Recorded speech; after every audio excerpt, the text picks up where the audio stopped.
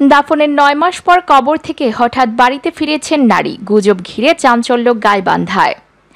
গাইবান্ধার পৌর এলাকায় দাফনের ৯ মাস পর কবর থেকে এক বৃদ্ধ নারীর উঠে আসার খবরে চাঞ্চল্য তৈরি হয়েছে গোটা এলাকায়। মৃত্যুর ৯ মাস পর ওই নারীর বাড়িতে তাকে জীবিত অবস্থায় দেখা যাচ্ছে, এমন খবর চারদিকে ছড়িয়ে পড়লে ওই বাড়িতে রীতিমতো ভিড় করে উৎসুক জনগণ। তবে এরই মধ্যে বিষয়টিকে সম্পূর্ণ গুজব প্রমাণিত করে জীবিত ওই নারীকে উদ্ধার করে থানায় নিয়ে গেছে পুলিশ।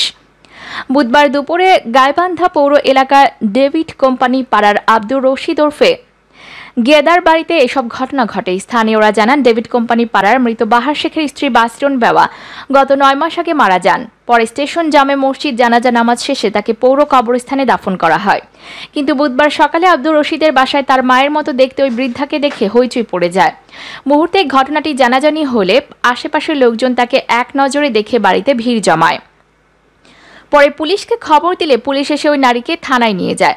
আব্দুর রশিদ ওরফে গেদা জানান, গত মঙ্গলবার রাতে স্টেশন এলাকায় ওই নারীকে ঘোরাঘুরি করতে দেখেন তিনি। বৃদ্ধ নারী দেখতে তার মায়ের মতোই হওয়ায় তার কিছু সময় কথাবার্তা বলেন আব্দুর রশিদ। পরে তার শোয়ার জায়গায় তাকে একটি কয়েল জ্বালিয়ে দিয়ে বাসায় ফেরেন। তবে বুধবার সকালে কে বা কারা ওই বৃদ্ধাকে তার বাসায় রেখে যায়। বাসায় তিনি কিভাবে এসেছেন সে বিষয়ে জানতে চাইলেও তিনি কিছু জানাতে পারেনি। এ বিষয়ে সদর থানার ভারপ্রাপ্ত কর্মকর্তা মোহাম্মদ ওয়াহিদুল ইসলাম বলেন, কবর থেকে লাশ উঠে আসার ঘটনাটি পুরোপুরি একটা গুজব। আটক ওই নারী মৃত বাসরুন বেওয়ার মতো দেখতে হওয়ায় হইচই পড়ে যায়। খবর পেয়ে এসআই জাহাঙ্গীরকে ঘটনাস্থলে পাঠিয়ে ওই নারী সহ বাসা মালিক আব্দুর রশিদকে থানায় নিয়ে এসে জিজ্ঞাসাবাদ করা হয়।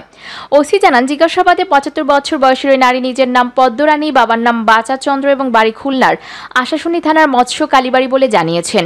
ট্রেনে সাহায্য চাইতে চাইতে তিনি গাইবান্ধায় চলে এসেছেন। তবে ওই নারী কিছুটা মানসিকভাবে অসুস্থ হওয়ায় আর বিস্তারিত কিছু জানাতে পারেননি। ওই নারীর পরিচয় শনাক্ত করার পর আত্মীয় স্বজনদের ডেকে তাদের হাতে তুলে দেওয়া হবে বলে জানান তিনি।